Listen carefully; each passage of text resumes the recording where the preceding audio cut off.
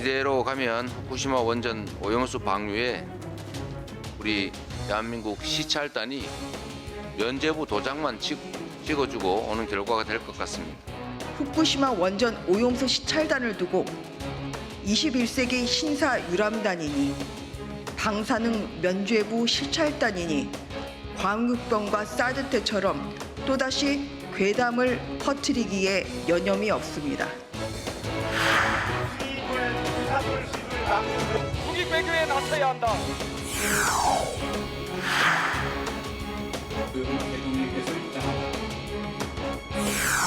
농업소득이 20년 전으로 후퇴했습니다.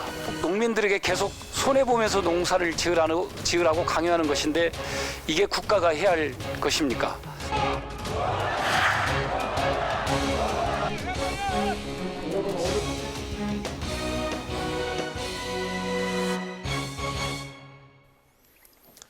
네, 지난 주말 서울 도심에서는 환경시민단체들이 후쿠시마 오염수 방류에 반대하는 집회를 열었습니다.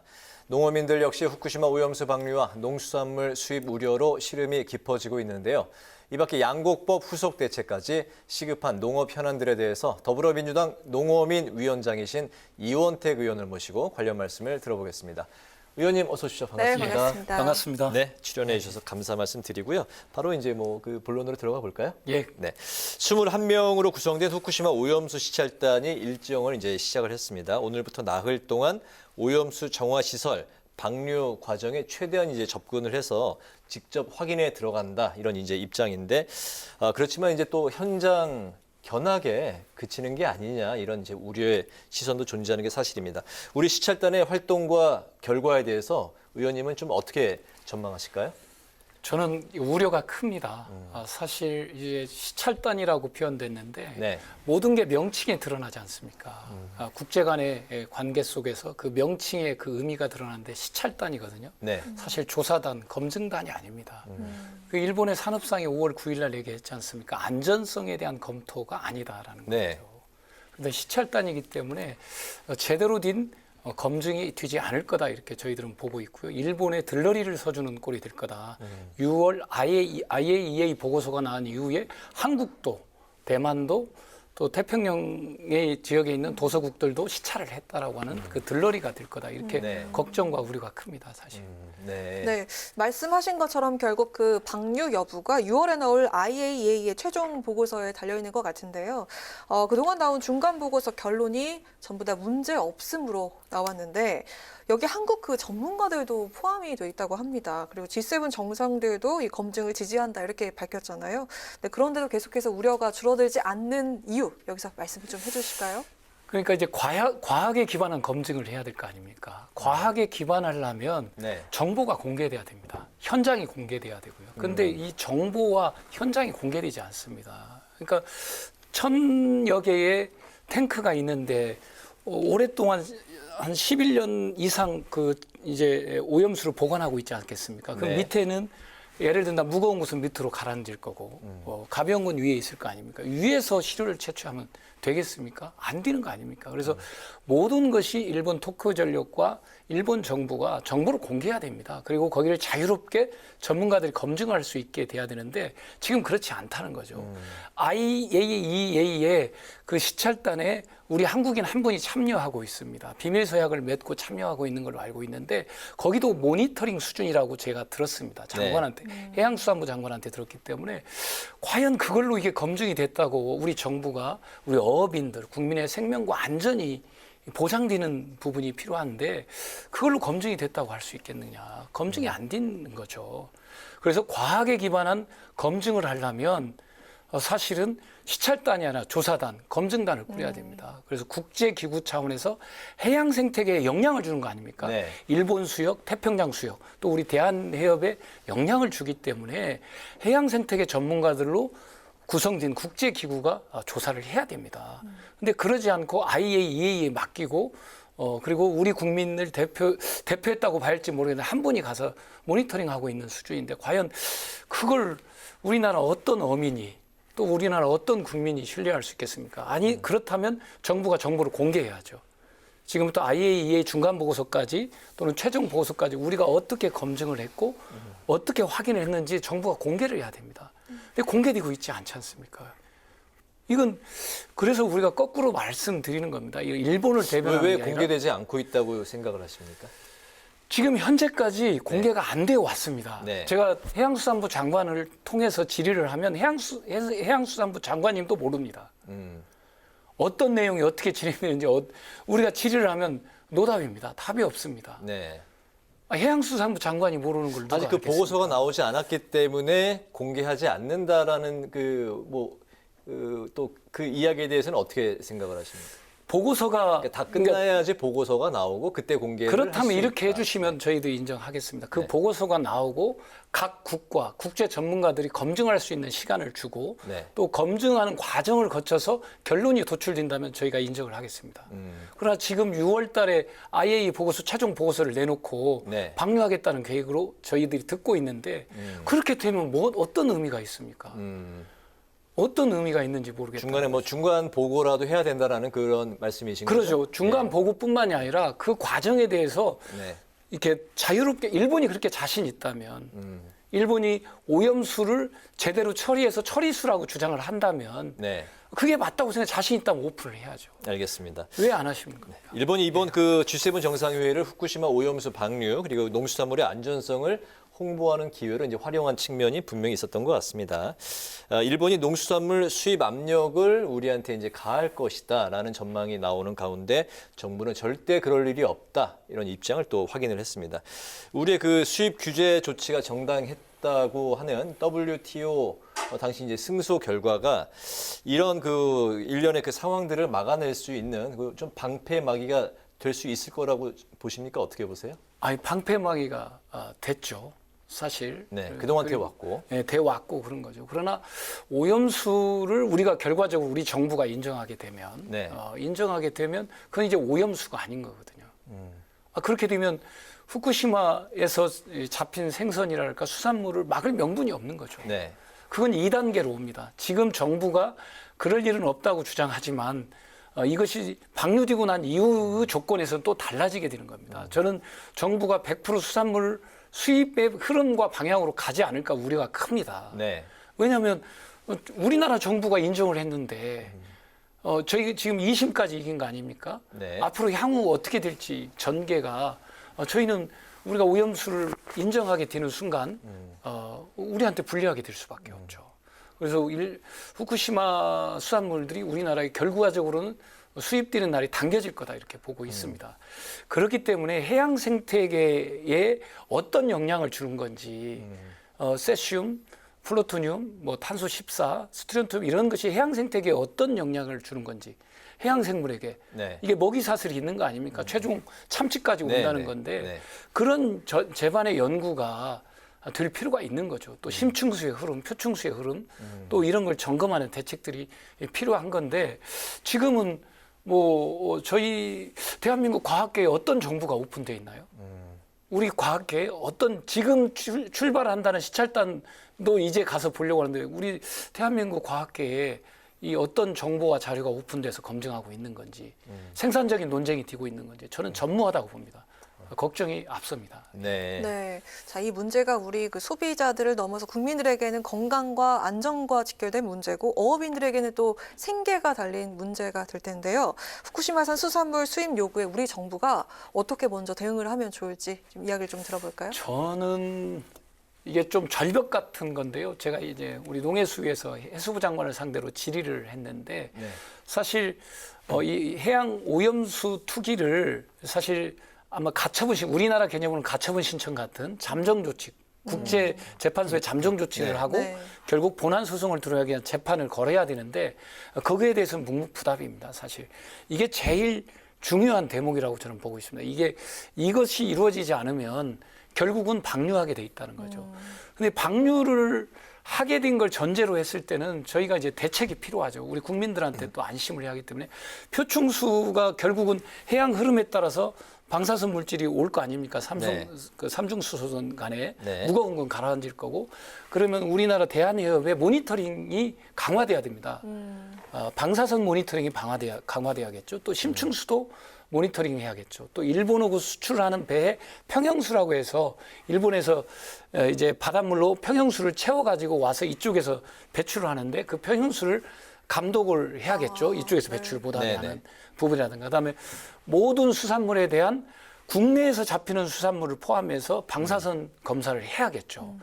왜냐하면 어류들은 왔다 갔다 할 수 있는 거 아닙니까? 네네. 예, 그렇기 때문에 수산물, 이게 수입하는 수산물뿐만 아니라 국내 수산물도 방사선 체크를 해야 된다.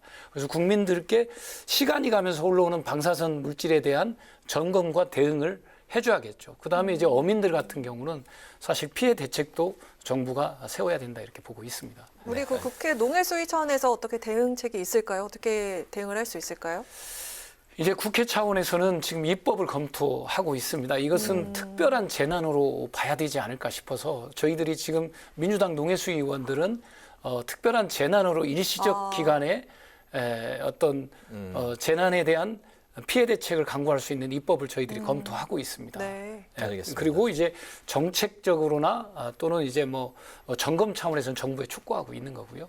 예. 알겠습니다. 후쿠시마 오염수 방류 그리고 이제 그 수산물 수입 논란 외에도 우리 그 농어민들의 시름이 아주 이제 깊은 상황인데 양국관리법 사태 당시 이제 아까 이제 화면으로 잠깐 네, 나왔습니다만 나왔었죠. 그때 삭발까지 이제 강행하셨는데 최근 정부가 이제 쌀 한 가마 그러니까 80kg에 20만 원의 그 수급 대책을 이제 내놓지 않았습니까? 이 대책에 대해서는 좀 어떻게 생각하세요?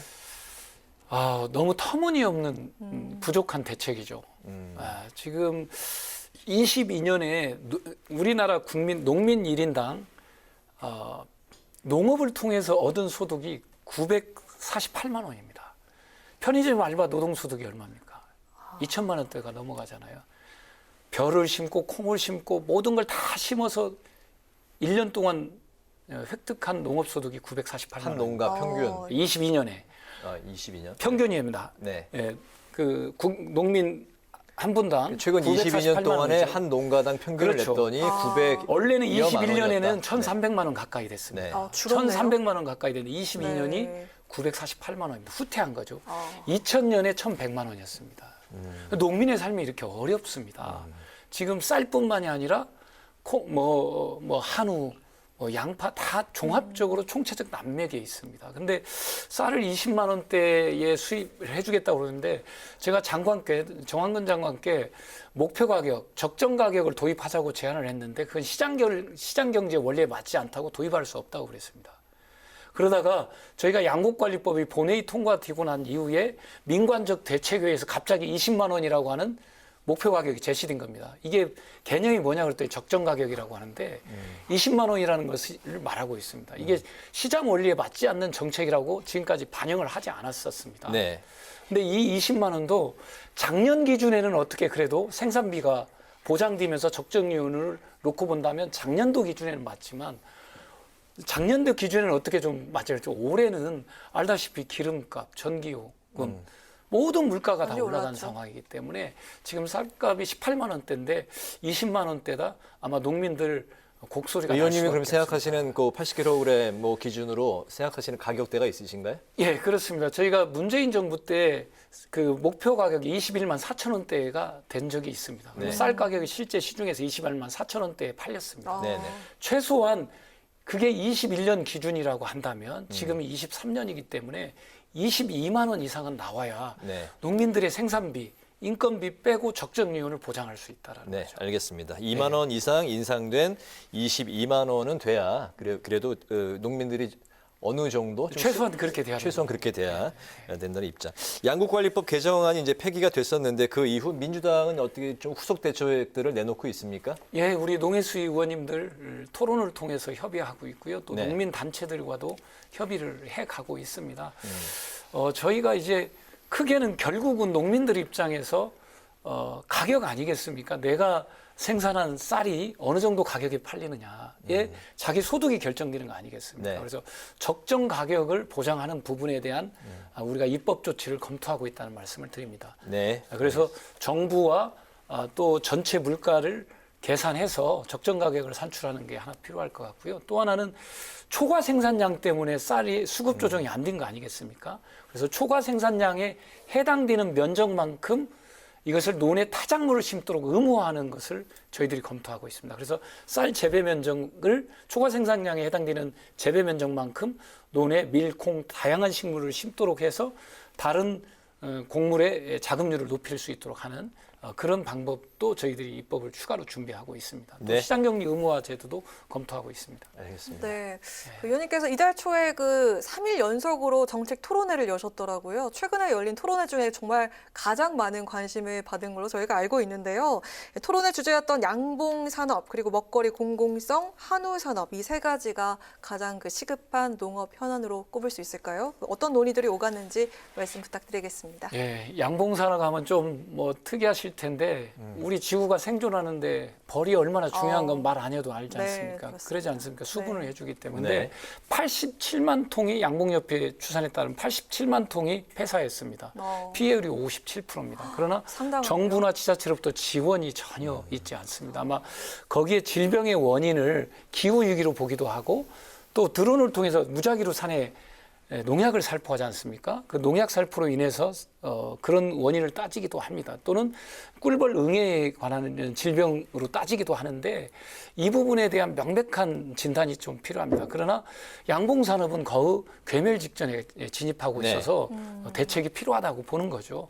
또 우리 이제 아이들을 위한 초등학교 돌봄 과일 간식 지원이라든가 인산물을 위한 친환경 농산물 꾸러미 사업 이게 한 200억 정도 되는데 이게 사실 인기가 많았던 사업인데 정부가 삭감했던 사업입니다.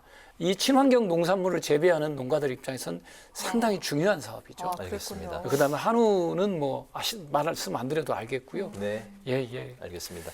현재 우리 정부의 농업 정책을 농민들은 좀 어떻게 받아들이고 평가하고 있는지 현장의 목소리를 생생하게 들으셨으니까 그 말씀을 좀 대변해서 해주시고요. 또 의원님이 발의하신 농어민 기본소득 법안.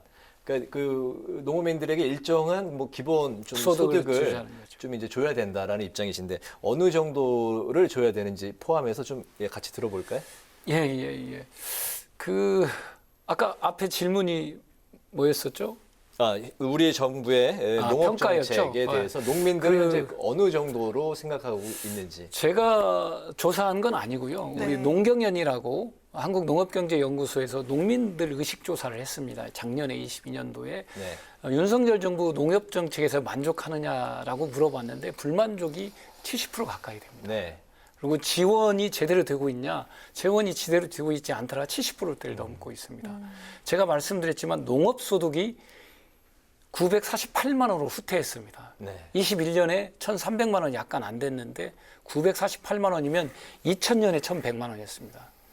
농민들은 총체적으로 실질 소득이 다운돼 있습니다. 네. 농민들 평가가 좋을 일이 없죠.